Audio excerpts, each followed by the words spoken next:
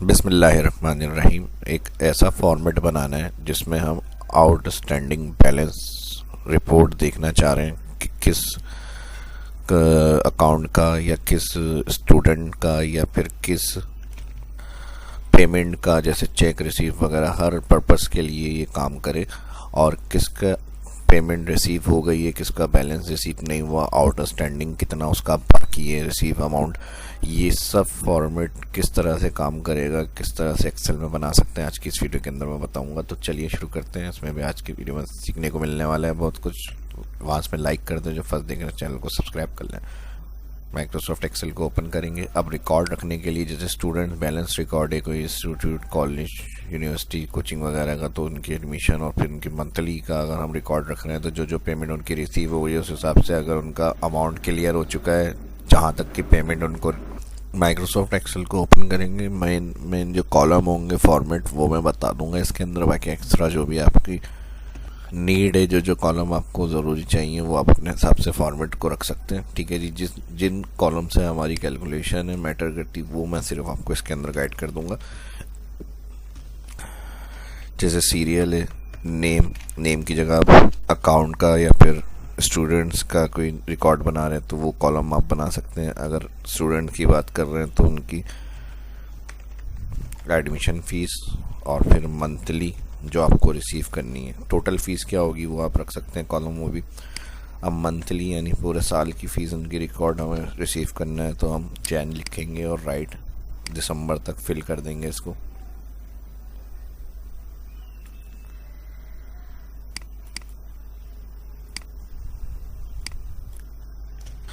Column with काफ़ी space ज़्यादा आ रही है कॉलम में, तो इसका फॉर्मेट कम करने के लिए सिलेक्ट कर लें, या ऑल कॉलम हेडिंग के पास से फॉर्मेट मेन्यू में जाएंगे, ऑटो फिट कॉलम विथ।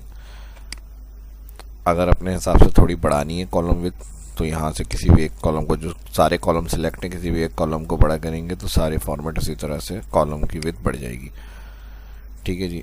अब यहाँ पर हमें जो एंट्री करनी है वो मैं कोई भी ऐसा वर्ड आप टाइप कर सकते हैं कि R for receive, P for paid, C for clear. ठीक है जी। जो आपको बेहतर लगे वो आप टेक्स्ट अल्फ़ाबेट से रिकॉर्ड को मेंशन कर सकते हैं। सीरियल के लिए हम 1 करेंगे, कंट्रोल के साथ नीचे क्लिक कर लेंगे, ड्रैग, जितना रिकॉर्ड हम बना रहे हैं वहाँ तक सीरियल आ जाएगी। और नेम के अंदर जो भी नाम होंगे, अकाउंट होंगे, जो फॉर्मेट आप काम कर रहे हैं उसका वो आप रख सकते हैं। यहाँ पर एडमिशन की फ़ीस 2000 एडमिशन फ़ीस है, इसको हमने ड्रैग कर दिया इसी तरह। अब मंथली जिसकी जितनी फ़ीस आपको रिसीव करनी है वो आप यहाँ पर लिख लेंगे। ठीक है जी। कोर्सेज के हवाले से, स्कूल के हवाले से, क्लासेस के हवाले से, तो उसकी जितनी फ़ीस होगी जिसकी, वो आप यहाँ एंट्री करेंगे। यानी हर महीने इनको ये पे करनी है। ठीक है जी। यहाँ मैं कर देता हूँ P। ठीक है जी। यानी मैं जो यहाँ एंट्री करूँगा सेल के अंदर वो P टाइप करूँगा, P for paid.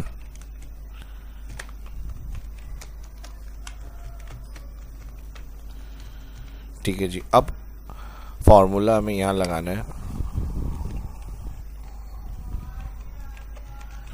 Outstanding balance के लिए। ठीक है जी। जो भी जिनका आउटस्टैंडिंग बैलेंस है, यानी अगर हम क्लोजिंग करी हुई है और पूरे मंथ की हमें ये चेक करनी है किसका बैलेंस आ रहा है यानी, और किसका क्लियर हो चुका है, तो उसकी अमाउंट जो है वो यहाँ पर 0 लिखी हुई मेंशन हो। तो इस तरह से हमें एक फार्मूला अप्लाई करना है यहाँ पर। ठीक है जी। करना क्या है ये आपको समझ में आ गया होगा। फार्मूला हम यहाँ पर लगाएंगे और इस तरह से फार्मूला लगेगा, जिनके क्लियर है ऑल मंथ यहाँ पर 0 बैलेंस, और जिनके मंथ बाकी हैं पेमेंट उनका अमाउंट आउटस्टैंडिंग में लिखा हुआ आ जाएगा, इतनी पेमेंट इनकी रह गई है। तो इस तरह से इसको मेंटेन करना है ताकि हम रिपोर्ट अगर हम मेंटेन कर रहे हैं तो इस तरह हमें पता चल जाए किसका कितना बैलेंस बाकी है, किस अकाउंट का है, किस स्टूडेंट का है, किस नाम का। ठीक है जी। अब जैसे यहाँ पर मैंने P4 लिखा पेड, इन्होंने इस मंथ में पे कर दिया। अब यहाँ मैं सबको फिल कर लेता हूँ, यहाँ पर ऑल सिलेक्ट और यहाँ से कंट्रोल F करूँगा, फाइंड वर्ड। ये जो सिलेक्ट रेंज मैंने की है इसके अंदर फाइंड वर्ड क्या करना है, स्पेस ब्लैंक जो है वो फाइंड करना है और रिप्लेस किससे कराना है, P से। ठीक है जी। ये सब यानी पे कर दिए मैंने, एक तरह से एक टेक्निक है, इस तरह से फिल हो जाएगी। अब जहाँ जहाँ जिनके क्लियर नहीं है वो मंथ आप हटा दें कि भाई इन्होंने इस मंथ में क्लियर नहीं किया यहाँ पे।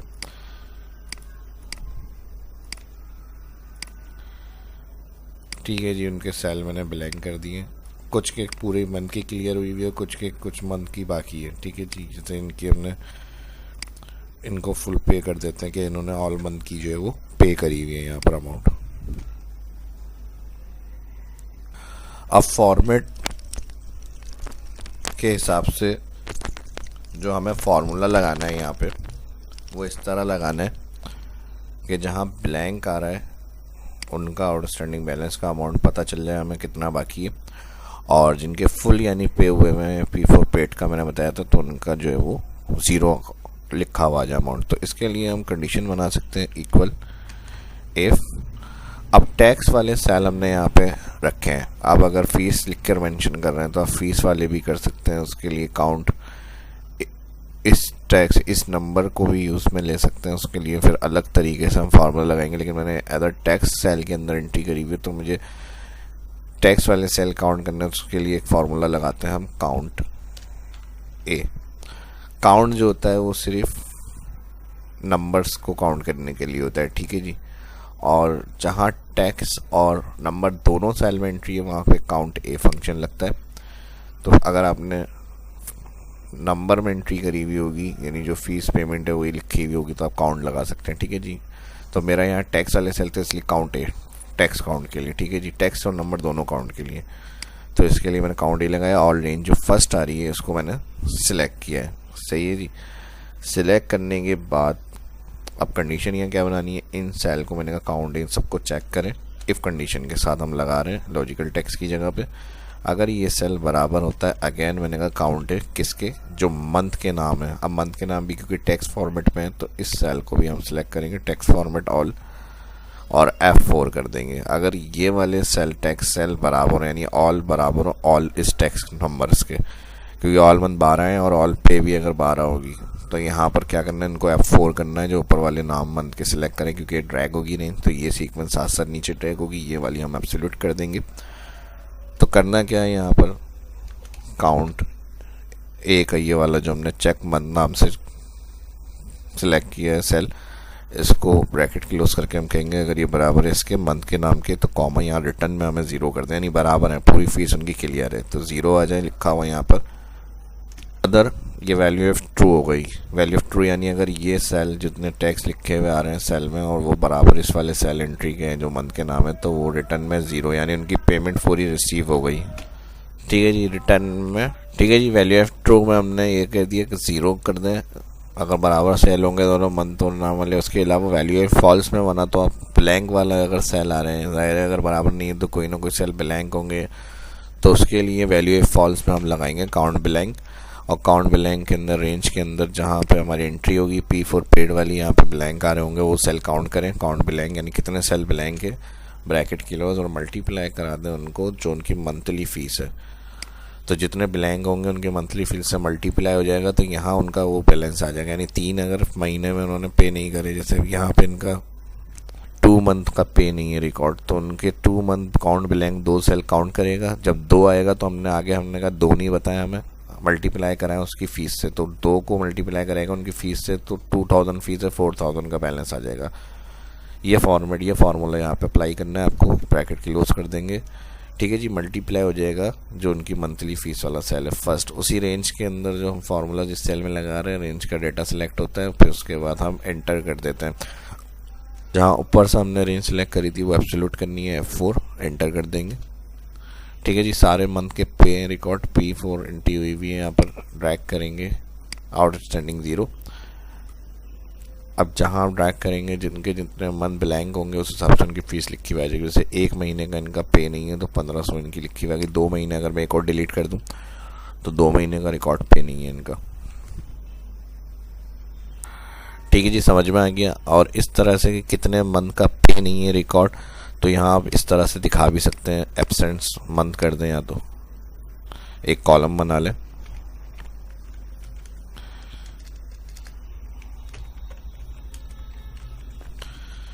और डायरेक्ट यहाँ काउंट ब्लैंक लगा दें। ऑल सिलेक्ट कर लें, रेंज ब्रैकेट क्लोज कर लें, एंटर, ड्रैग। ठीक है जी, इस तरह से इसको अगर मर्ज करना है मर्ज कर लें, रैप कर लें, क्योंकि वैल्यू हमारी कम है और हेडिंग हमारी बड़ी है, तो हम इस तरह से इसको मर्ज कर लेते हैं ताकि ये फॉर्मेट थोड़ा सा इस तरह आ जाए। और इसको भी सिलेक्ट करेंगे मर्ज, F2 एडिट, ऑल्टर इंटर करेंगे, रैप में आ जाएगा टेक्स्ट आउटस्टैंडिंग बैलेंस। ये फॉर्मेट आप अपने हिसाब से बना सकते हैं, टेक्निक्स होती हैं, जिस तरह से आपको अच्छा लगे एडजस्ट कर सकते हैं डाटा अपना, जो भी आप काम कर रहे हैं उस हिसाब से, राइटिंग फॉन्ट्स वगैरह, बोल्ड या स्टाइल जैसे भी आपको चाहिए, कलर, बॉर्डर्स। ठीक है जी, अप्लाई कर लें यहाँ पे इस तरह से, ऑल सेलेक्ट कर लें और इसके बाद इसको भी सेंटर कर लें, अलाइन, बॉर्डर अप्लाई कर लें इसके ऊपर। तो इस तरह आपको ये पता चल जाएगा जो उनका आउटस्टैंडिंग बैलेंस है, कितने मंथ की एब्सेंस हैं, जो उनका बैलेंस, तो कितने मंथ की एब्सेंस के बाद उनका वो आउटस्टैंडिंग बैलेंस है वो आ जाएगा, और जिनका ज़ीरो है तो उनका आउटस्टैंडिंग बैलेंस ज़ीरो है। यहाँ से इसको फॉर्मेट्स को हम मज़ीद कलर में ले लेते हैं। तो ये फॉर्मेट हेल्पफुल रहा आपके लिए, सीखने को मिला है, तो इस वीडियो को लाइक करें ज़्यादा से ज़्यादा और शेयर भी करें दोस्तों के साथ। जो फर्स्ट देख रहे हैं चैनल को सब्सक्राइब कर लें। मिलते हैं नेक्स्ट वीडियो में। शाह इस्लाम को इजाज़त दीजिए। अल्लाह हाफिज़।